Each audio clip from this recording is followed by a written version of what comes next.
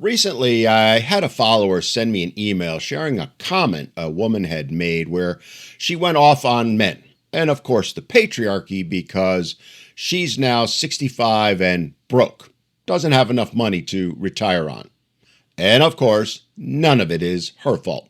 Nope, it's all on men and only men. Well, that and the patriarchy.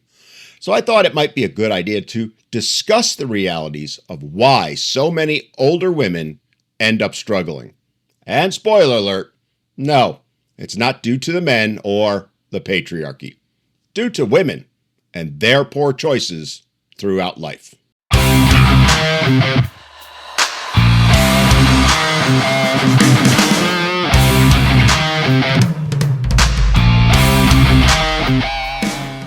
All right, so let's dive in and talk about why older women usually end up poorer than their male counterparts.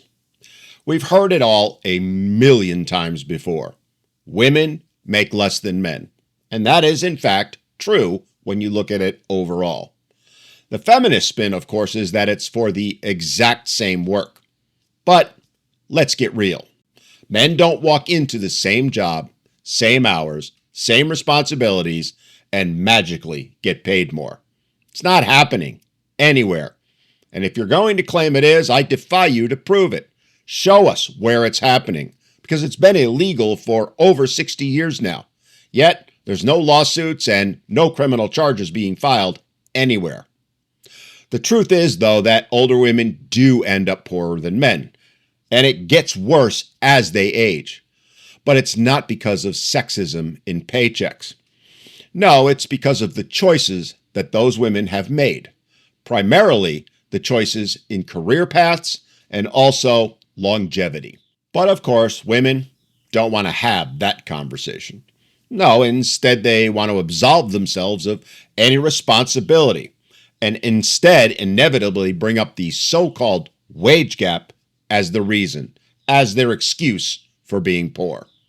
We've heard that famous stat that women throw out all the time where they make 82 cents to every dollar men make. Or is it 78 or 93 or 71?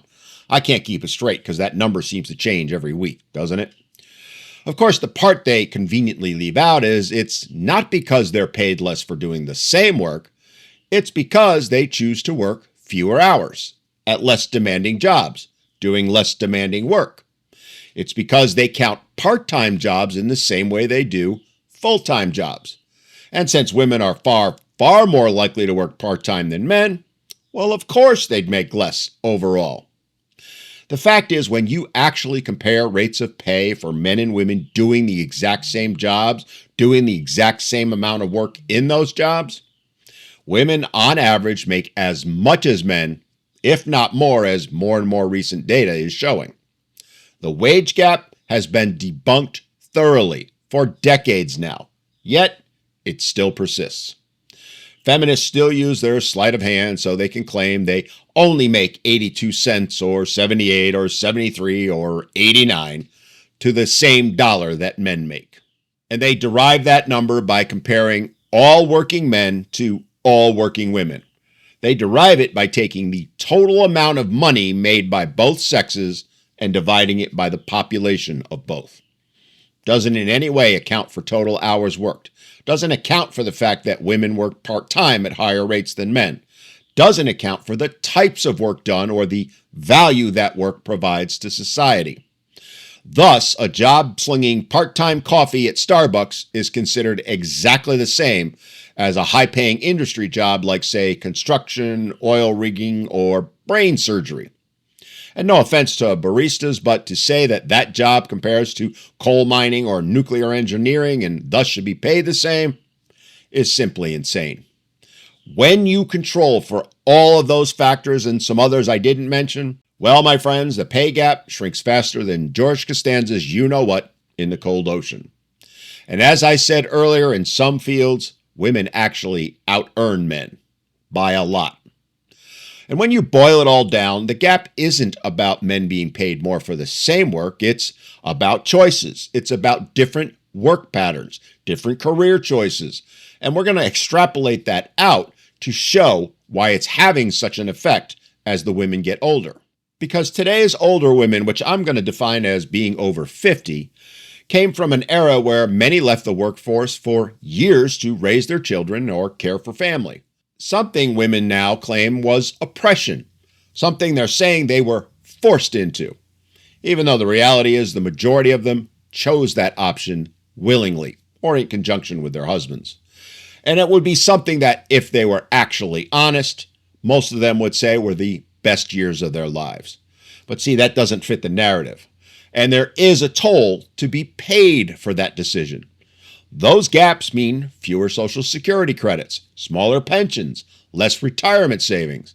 And as we said, even when working, women tend to pick lower paying, less risky jobs like teaching, admin, and service, while men are clustered in higher paying, riskier fields like construction, engineering, and finance. And that, my friends, adds up over time. By age 65, women's average personal income is about $31,000 a year. Men's, about $54,000. That works out to about a $23,000 gap every year in retirement. But again, let's be clear. It's not because women are being paid less for doing the same work.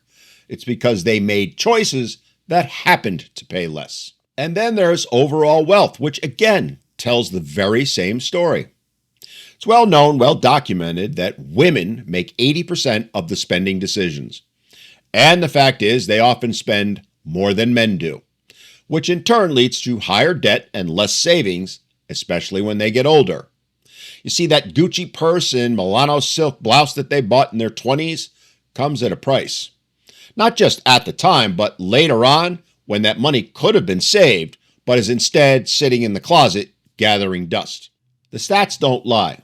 Among adults 50 and older, married women's median wealth is about $220,000.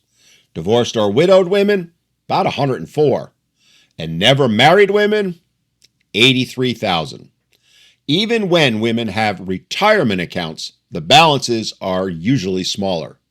The average retirement account for older men is in the neighborhood of $156,000. For women, it's just $93,000. And this comes back to haunt them in another way.